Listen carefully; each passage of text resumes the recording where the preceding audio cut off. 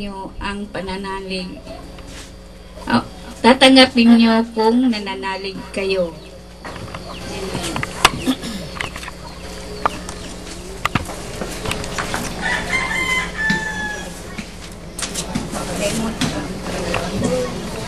Lord God, narito po kami sa hapon na ito, Panginoon,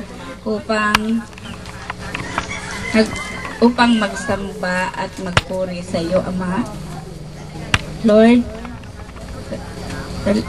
dinadalangin ko po sa iyo, Panginoon, na gabayan mo ako sa hapon na ito at huwag mo akong pabayaan. Lord God, bigyan mo po ako ng kalakasan sa hapon na ito para maituro namin ang aming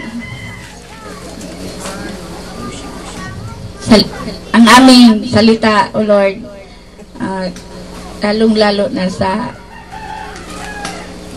hapon na ito ay pinaka-importanteng bagay sa amin. Maraming salamat.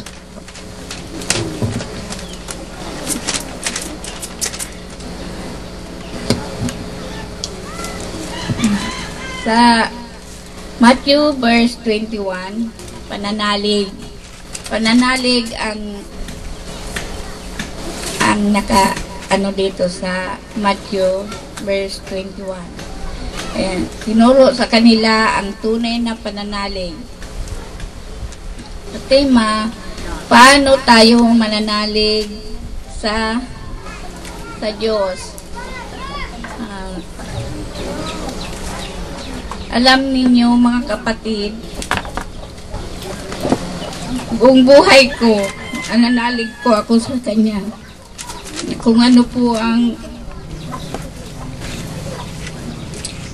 inihingi ko sa Kanya, sa Panginoon, kung wala po kami, natutupad yun at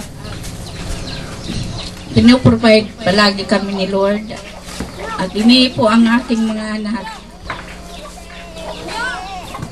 Vision, ito ay pananalig natin kung tayo'y humingi sa Diyos, tayo'y tatanggap anuman ang ating kahilingan.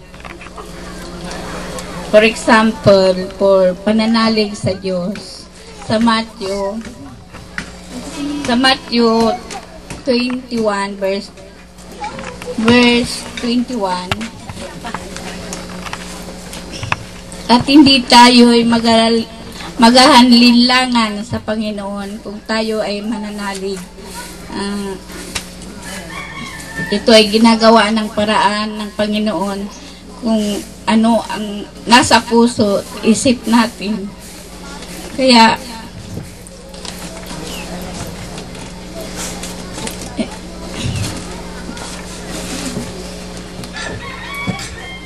kung mayroon tayong pananalig, paniniwala, kung ano man hinihingi natin sa atin ay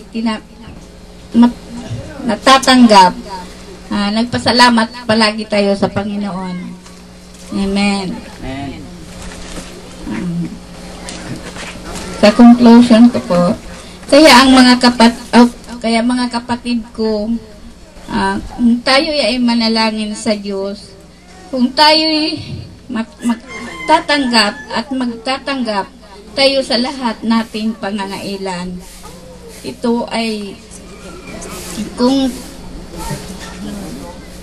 ano man ang natin sa ating buhay, palagi tayong humingi sa Panginoon Jesus. Maraming salamat in the name of Jesus.